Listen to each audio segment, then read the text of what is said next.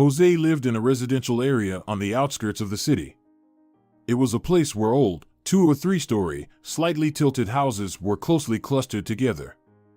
Balconies hung from above, perpetually draped with clothes. Here and there, you could see flowers, tenderly cared for by the housewives. In some places, the plaster had long peeled off these houses, and the yawning holes awaited someone to finally patch them up. And through the narrow paved streets, one could barely pass except on a bicycle. "Juanita, you went to the market again without me. Damn it, I asked you to take me with you." "Oh, stop it. I can't remember everything for all of you." Such emotional dialogues could often be heard while passing along the houses. It often escalated into women's quarrels, drawing in the whole neighborhood. People would come out onto the balconies and couldn't even remember how it all started, each trying to outshout their neighbor. But as soon as you reached the end of the street, you found yourself in a small park or square, drowned in greenery. Here, elderly gentlemen usually sat on benches, attentively observing everything. And young mothers strolled with strollers or played with their little ones. Right here, you could find a secluded spot somewhere deep in the park to rest and immerse yourself in your thoughts. It was precisely here that Jose liked to be, a dark-haired, sturdy boy of about 10. Judging by his build, he had to do a lot of physical work. He usually came here alone and sat on a bench in the depths of the square. "Hey, Antonio, come to me quickly. I'll carry you," some caring mother would shout. And the happy son would run to her with all his might to snuggle against her warm cheek and feel her tender kiss. How difficult it was for Jose in those moments. But he came back to the park again and again, where happy parents walked with their children. He loved to watch them. In those moments, the boy imagined having a mom and dad. His parents passed away too early in his life. We were probably very happy, the boy thought. He had a very vague image of his mother's face, but in his memories remained her gentle hands, which loved to stroke his black, resin-like curls. Her name was Lucia. Jose tried to remember her facial features, but his childhood memory stubbornly refused to do so. He didn't remember his father at all. He only knew his name was Alberto. No, he wasn't an orphan. The boy was raised by his grandmother Sofia, who cherished her grandson dearly. After the death of her daughter, Lucia, Jose's mother, he became the only family she had left. "You're the only thing keeping me in this world," she often told her grandson. Jose found these words very unsettling. After all, she was his only family too. What if she wasn't there anymore? Jose tried to push these thoughts away. "Why is life so unfair, Grandma?" "What do you mean? Everyone else has parents. But I don't. It's all God's will. They must be needed more there. The Lord always takes the best. But what about me? I'm left without parents. But you have me. We have each other. 2 family members, 2 loving hearts. That's enough to be happy in this world." Sofia was a stout elderly woman in her 70s. Like all senoras of her age, she wore long skirts with bright shirts on top. She hid her gray hair under a scarf, but her lips were always painted with bright red lipstick. A woman remains a woman even at 70. They lived modestly in a small old corner apartment, but there was always food on the table. "Jose, would you like me to make your favorite tortilla? With tomatoes and cheese?" "Of course, just the way you like it." "Grandma, I adore you." The woman immediately went to the stove and started bustling to please her grandson with his favorite dish. They had a very warm relationship that they cherished. Yes, all grandmothers love their grandchildren. But no love can replace parents. Sofia understood that perfectly well. Sofia's tanned face often had a pensive expression. Jose noticed this and understood that something was troubling his grandmother. "Grandma, my dear, beloved, have I upset you?" "Of course not, dear. I was just thinking how nice it would be to buy you a new shirt. Your birthday is coming up soon. And you should look like a true senor." The boy smiled sweetly. One day, while strolling through the park, Jose noticed an old musician sitting on a bench. He was a tall, gray-haired man wearing a hat with wide brims. Despite his age, he had a slim figure and a straight posture not typical for someone of his age. It was evident that he was no ordinary person. "Hey, kid, do you like music?" the old man asked, holding an old guitar in his hands. "I don't know, maybe I do, maybe I don't," Jose replied indifferently. He truly didn't know. Music never played in their house. But the old man addressed the boy again with a question. "Would you like me to play for you?" "Why not?" Jose agreed to his offer. And the old man started playing. A lyrical melody poured from the strings, warming Jose's soul somehow. It felt like he had heard this melody before, in his distant childhood. As if someone had sung this song to him already. And these memories only made him warmer. In an instant, his indifference vanished, and he became interested in the stranger. "What melody is this?" he asked. "Oh, I heard it many years ago from a man named Alberto." It was his lover's favorite melody. He played it beautifully. It was impossible not to fall in love with the sounds of his guitar. The same thing was happening now with Jose. The melody captivated him. The man's name was Pedro. He was once a professional musician, playing in a cozy restaurant on an open terrace, setting the evening atmosphere. Sometimes he even participated in street festivals and celebrations, playing live music. He was very talented, handsome, and adored by the audience. All of this was long ago. And now he was spending his days in complete solitude. The boy and the old man started meeting in the park in the evenings. Pedro taught Jose to play the guitar, and music became their bond. Their evenings were filled with the sounds of guitar strings and cheerful laughter.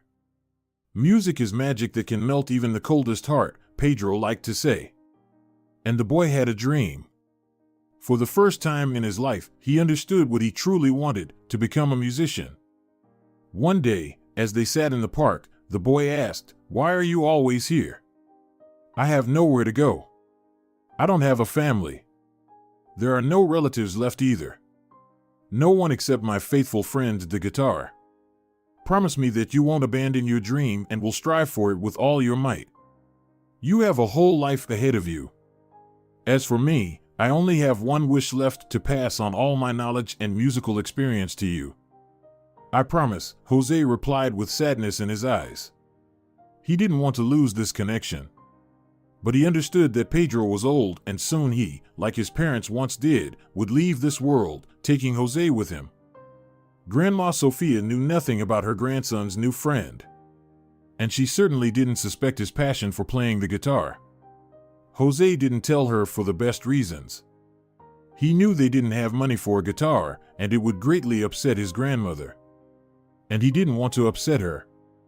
Jose's birthday was approaching. He was about to turn 11 years old very soon. What can I give him to make him happy? Sofia was tormented by the same question every time. She wanted to give him something unusual, although they barely had enough for everyday things. But not this time. Grandma started saving money 6 months ago. She wanted to take her grandson to a restaurant he had never been to before. And she herself couldn't remember the last time she visited such places. "I'll dress him in the best shirt and trousers. The boy needs to get used to being around people in decent society," Sofia reflected in anticipation of the upcoming family celebration. "Jose, dear, what do you think about going to lunch at a restaurant?" she suggested on his birthday. The boy was amazed by this unexpected idea. He had never been to restaurants, but he understood perfectly well that they couldn't afford this entertainment. His heart raced with excitement at the thought of what they would do there. And did they have enough money for it? "How do you imagine it, Grandma?" he asked with curiosity. "Oh, dear, it will be wonderful," exclaimed the woman, taking his hand. "You'll see that you can have a pleasant time in such a place and enjoy delicious food." They left the house and headed to the local restaurant, which they had seen many times but never visited. As they approached the door, Jose felt excitement, not knowing what awaited him inside. As soon as they entered, the air was filled with the aroma of delicious food. Soft light and cozy atmosphere made Jose feel at home. They chose a table by the window and began to study the menu, discussing what they would like to try. I don't even know what to order. There's so much here. Grandma, some of these dishes I'm seeing for the first time. Don't worry, Jose, you'll get used to it. You have a whole life ahead of you to discover many things.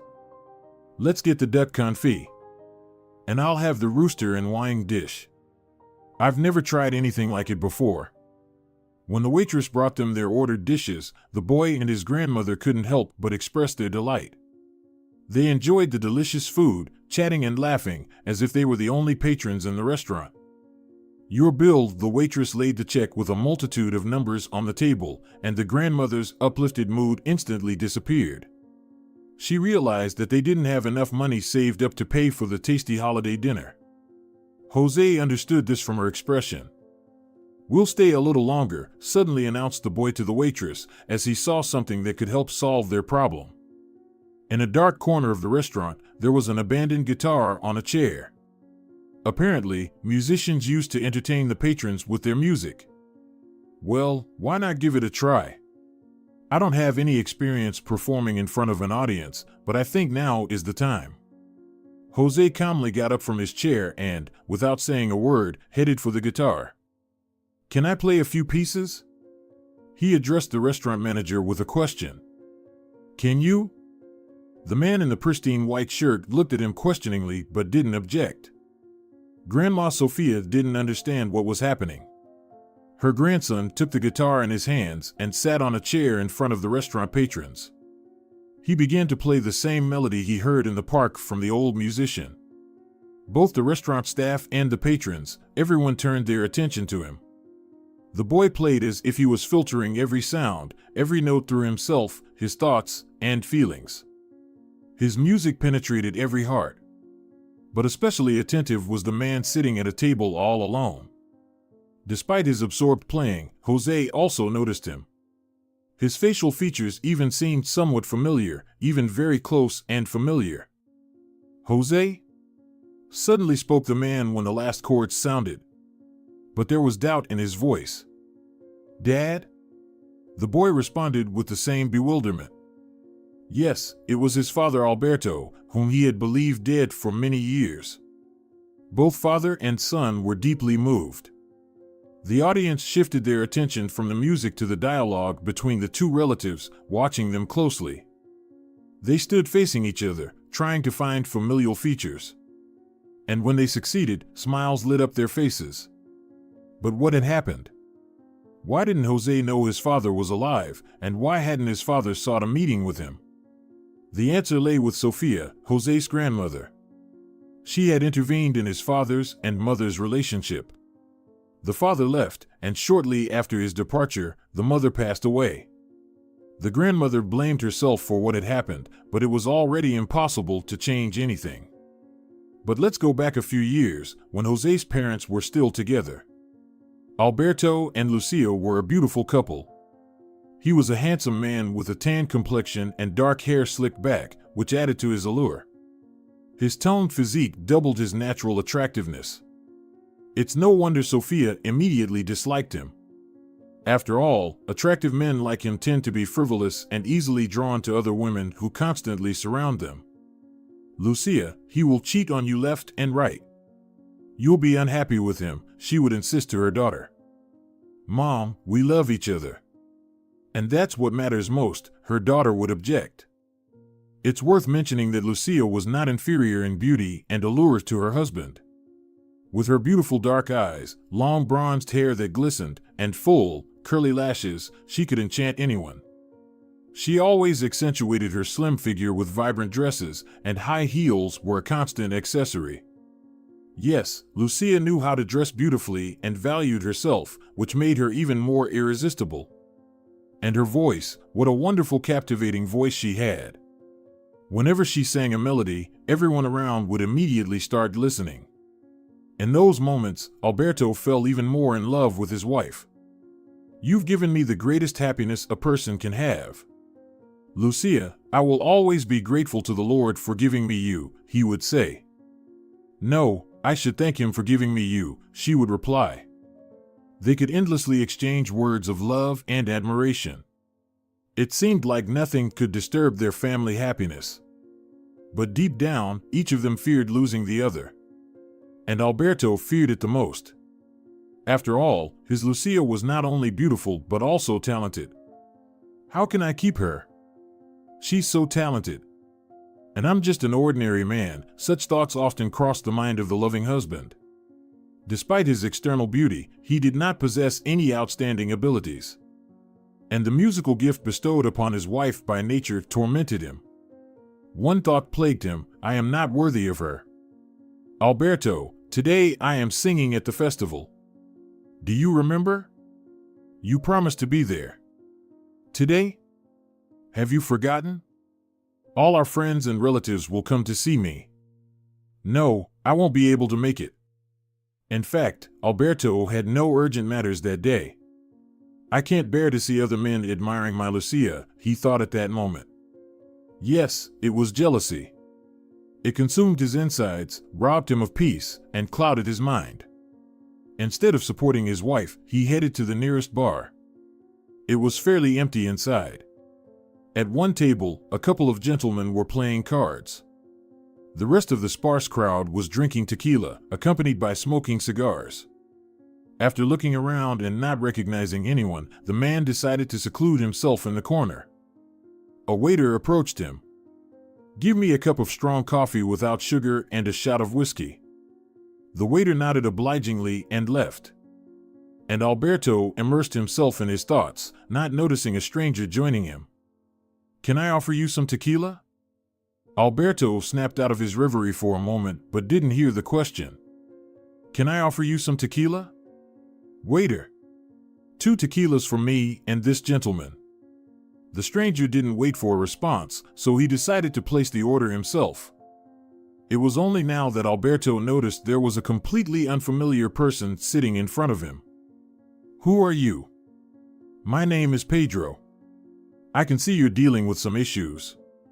Can I help in any way?" "Who are you?" Alberto repeated his question more insistently. "I sometimes play and sing in this restaurant. My wife also sings. Her name is Lucia. She has a magical voice. And she is divine beautiful. And only I make her life gray and miserable," Alberto said, becoming so unhappy that the stranger wanted to comfort him immediately. "Why did you decide like that? Is it really so important to have some talents? After all, not everyone is gifted. Any talent is given from above. And its owner must demonstrate his mastery to everyone around. Such is fate." "Yes, but what about me? At some point, there will be another talented musician who will be next to my Lucia. And what will happen to me? I can't lose her," Alberto exclaimed. "Yes, I see you're quite the jealous one." "No, my thoughts are quite real. Today she performs at a festival where there will be many other bright artists like her. I think I can help you. It will just take immense desire and persistence. I'm ready." "Sophia, where is your loving husband?" Sophia asked her daughter when she didn't find him at home in the evening. "He must have urgent matters since he didn't make it for dinner," her daughter replied calmly, without a shadow of doubt. She really wasn't worried because she trusted her beloved. "I know what kind of affairs these types can have. Probably pleasuring some brunette in a second-rate hotel room right now." Such thoughts never crossed Lucia's mind, so she just smiled in response. "How can such things come to your mind, Mom? You have a rich imagination. I just want my daughter to be happy. And your husband lies to you. You'll see, I'm right." Despite such loud accusations, Lucia didn't attach any importance to them and didn't get upset at all. In any case, it didn't show on her lovely face. Alberto returned home tired, closer to midnight. He took off his coat and sat down right by the entrance. Lucia didn't ask him any extra questions and greeted him as she always did. "How was my beloved husband's day? I see it wasn't easy?" Yes, sorry, I had to stay longer today. Dinner was on the table, but Alberto didn't even touch it. Lucia pushed a pack of cigarettes lying on the table towards him. Take one, she said. Thanks. He lit up. Lucia silently watched him, not asking any questions. When Alberto finished his cigarette, she immediately said, "Let's go to bed. It's very late already." Alberto gladly accepted her offer. But the late-night returns became a pattern. At first, Lucia didn't ask questions, but when they started to arise, Alberto couldn't provide any coherent answers. "Alberto, I think it's time we talked," Lucia greeted her husband after another late-night return. "I'm very tired, let's do it tomorrow." "No, I think we shouldn't postpone it any longer. I've heard similar excuses from you before, but so far, I haven't received a clear answer. I have a lot of work. I work too, but I come home on time to cook you a delicious dinner. But more and more often, I find myself cooking only for myself now. I have nothing else to say to you." Lucia didn't know what to do. So she decided to confide in her mother. "I told you he would cheat on you. But you didn't want to listen to me." Now Sophia had more reasons to accuse her son-in-law of infidelity. Moreover, her acquaintance reported seeing him leaving the hotel 2 blocks away. Here was a reason to finally get rid of him. No, she didn't tell her daughter about this. Sophia decided to start with Alberto. "How's my son-in-law doing? Since when have my affairs concerned you?" Antonio replied with surprise. "Since you started seeing other women. You've been seeing. And don't you dare lie to me. You've been misled." "I have no one else but Lucia," the man replied calmly, accustomed to Sophia's attacks. "How do you explain your late returns then?" "That's none of your business." "You're mistaken. Lucia is my daughter, and I won't allow her to be deceived. Don't interfere in our lives. We'll handle it ourselves." But this time Sophia decided to go all the way. She told Lucia everything about seeing her husband leaving the hotel late at night. But she had to lie to remove any shadow of doubt that Alberto was cheating on her. "I should have listened to you after all, Mom," Lucia said, sobbing on Sophia's shoulder. "Don't cry, he's not worth it. You're such a beauty. Everything will be fine for you in this life." After that, they packed Alberto's things and put them outside the door. When he returned and saw the suitcases by the front door, he understood everything. He couldn't do without Sophia. "Lucia, let me explain everything to you. You had the chance, but you didn't take it. There's nothing more to talk about now. Leave." Lucia said this through the closed door and couldn't see his face, full of despair. Alberto didn't know what to do. He had no one in this city. After some thought, he decided on a desperate step, to leave here forever. To leave this city once and for all. Maybe then he could forget his Lucia, and she would finally find someone as beautiful and talented as her. Yes, that's what he had to do. He had no other options. He was indeed at the hotel. Denying it was pointless. But he couldn't bring himself to confess to his wife that all this time he had been with a man who taught him to play the guitar. It seemed implausible in his situation. Although he took this step for her sake, to become more worthy of his wife. And he left. It wasn't easy for Lucia to endure this loss. Despite everything, she continued to love him. Her sadness was alleviated by music, to which she now devoted more time. But soon Lucia realized that she was expecting a child. This news delighted her very much. After all, a part of her beloved would forever remain with her. But unfortunately, Alberto left in an unknown direction, and she couldn't tell him about it. "Mom, I have wonderful news for you. Did you find a man?" "Well, no, of course not. Mom, I'm going to have a baby." "A child? From that scoundrel?" "Don't speak about him like that. And how should I talk about him when he's just a passerby, that's all. He swept you off your feet and then left. I want this child. And who will need you later with such baggage? You'll be alone raising him. How can you say such a thing? You're a mother too. Yes, and I know perfectly well what it means to raise a child. How much strength and health it takes. But Lucia had already made up her mind. Exactly 9 months later, she gave birth to a beautiful boy, whom she named Jose. He looked so much like Alberto, the same black eyes, the same black curls. Sophia hated him even more for that. All day long, she would drill into her daughter that she was now unwanted by anyone. Soon, Lucia fell ill. The only thing that brought her joy was her baby. She could spend hours playing with him, and it brought her immense pleasure. When the boy turned 2, she was gone. Sophia had to take on the upbringing of her grandson. Over time, her dislike for the baby began to fade into the past. With each passing day, she loved him more and more.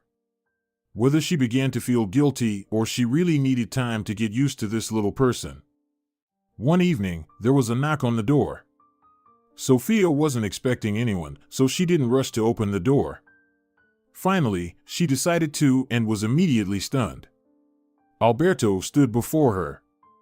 Still as handsome, but slightly thinner with duller eyes. I tried to forget her, but I couldn't. But now you'll have to. Lucia is no more. How? She passed away last year. But then Alberto heard some light footsteps behind Sophia. Lucia! He exclaimed. And then a little curly head appeared from behind the grandmother. Who's this little one? This is my grandson Jose. Where is he from? Did Lucia have a child? How old is he? He's 3 years old. Did she have a man? No, she had no one else but you. Then he's my son. No, he's my grandson. Suddenly Sophia vividly imagined Alberto taking her grandson away, leaving her completely alone. After all, he was the father, so he had all the rights to the child. But in that moment, a plan formed in her mind. You won't get him. I'll tarnish your name. I'll tell everyone that you're a scoundrel and cheated on your wife left and right. I'll put you behind bars, but I won't give you Jose. You can't do this to me. He's my child. Your child? Then where have you been all this time, Daddy? Why did your child grow up without a father? Alberto had nothing to say. He knew what this woman was capable of, and he knew it would be difficult to prove his paternity. And this time, he had to give up his own child. But let's return to the restaurant, where Alberto finally had the opportunity to reclaim his son. They stood together, embracing, both crying uncontrollably. The other diners seemed to share the same emotions. Some were crying, some couldn't hide their smiles of joy. And the waiter approached, extending his hand to the boy. Whether in gratitude for his guitar playing or because he recognized and forgave the father, nobody remembered the bill for the celebratory meal. It remained untouched on the table. Thank you, Grandma, for the best meal of my life. Grandma smiled and hugged him tightly. The veil of sadness finally lifted from her eyes, and Jose saw them sparkle. The father nodded in agreement and, holding hands with his son and supporting Grandma Sophia, they headed home, feeling happiness and warmth in their hearts. Dear viewers, if you enjoyed the story, please support the video by liking it and leaving a comment. Thank you very much.